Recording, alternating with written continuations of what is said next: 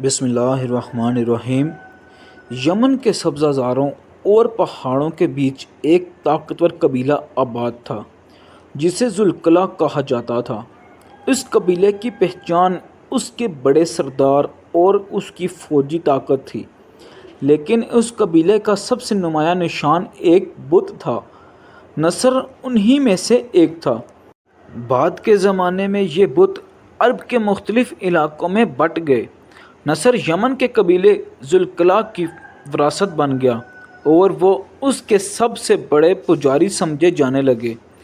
نصر کی شکل اور عقیدہ۔ نصر کو گدھ یا عقاب کی شکل میں بنایا گیا تھا۔ یہ پرندہ عربوں میں بلندی، پرواز اور آسمانی طاقت کی علامت تھا۔ ذوالقلع قبیلہ یقین رکھتا تھا کہ نصر انہیں آسمان سے مدد دیتا ہے، بارش برساتا ہے اور دشمنوں پر غلبہ عطا کرتا ہے۔ نصر کے معبد میں روزانہ دیگیں چڑھتی، قربانیاں ہوتی اور لوگ اس کے مجاوروں کے قدموں میں جھکتے۔ اس کے سامنے پرندے اور جانور ذبح کیے جاتے تاکہ وہ خوش ہو جائے۔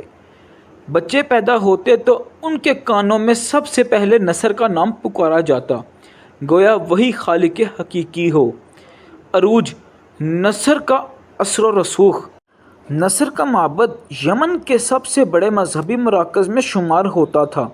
قبیلہ ذوالقلع اپنی فتوحات کو اسی بت کی برکت سمجھتا۔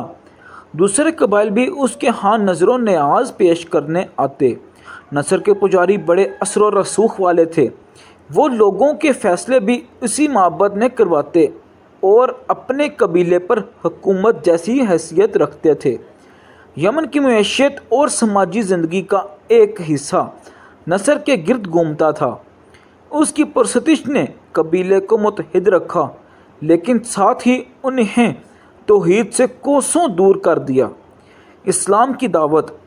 جب رسول اللہ صلی اللہ علیہ وسلم نے مکہ مکرمہ میں نبوت کا اعلان کیا تو ابتدا میں دعوت قریش تک محدود رہی، لیکن ہجرت اور اسلام کی قوت بڑھنے کے بعد یہ آواز پورے جزیرہ عرب میں پھیلنے لگی۔ مکہ کی فتح 8 ہجری اور طائف کی اصلاح کے بعد رسول اللہ صلی اللہ علیہ وسلم نے فیصلہ فرمایا کہ عرب کے تمام بڑے بت خانوں کو توڑ دیا جائے تاکہ مشرکانہ نظام کا جڑ سے خاتمہ ہو۔ یہی وہ وقت تھا جب نصر کا معبد بھی اسلام کے نشانے پر آیا۔ زوال۔ نصر کی تباہی۔ رسول اللہ صلی اللہ علیہ وسلم نے مختلف صحابہ کو الگ الگ مہمات پر روانہ کیا تاکہ ان مشرکانہ بتوں کو ختم کیا جائے۔ نصر کے لیے بھی ایک لشکر یمن بھیجا گیا۔ جب ذوالقلع کے لوگ اسلام میں داخل ہوئے تو انہوں نے خود اپنے ہاتھوں سے نصر کے معبد کو ڈھا دیا۔ وہ گدھ کی شکل کا بت جو برسوں تک ان کے لیے قوت اور بارش کا خدا سمجھا جاتا تھا، ٹکڑے ٹکڑے ہو کر زمین پر گر پڑا۔ پجاری شکست کھا گئے اور وہ قبیلہ جو کل تک پرندے کے بت کے سامنے جھکتا تھا، آج لا الہ الا اللہ کے کلمے پر جھک گیا۔ بعد کے اثرات۔ نصر کے زوال نے یمن میں ایک نئی صوبہ پیدا کی۔ قبیلہ ذوالقلع اسلام میں شامل ہوا اور بعد میں اسلامی فتوحات میں بڑھ چڑھ کر حصہ لیا۔ یہ وہی قبیلہ تھا جس نے بعد کے ادوار میں خلافت راشدہ اور اموی دور میں بھی اپنی بہادری کا لوہا منوایا۔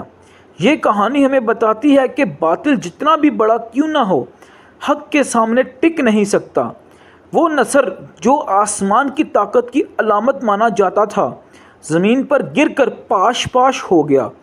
بت نصر جو یمن کے قبیلہ ذوالقلع کا معبود تھا اور گدھ کی شکل میں بنایا گیا تھا، اپنے عروج میں قوت اور بارش کا خدا سمجھا جاتا تھا، لیکن اسلام کی روشنی نے اس کے اندھیروں کو ختم کر دیا۔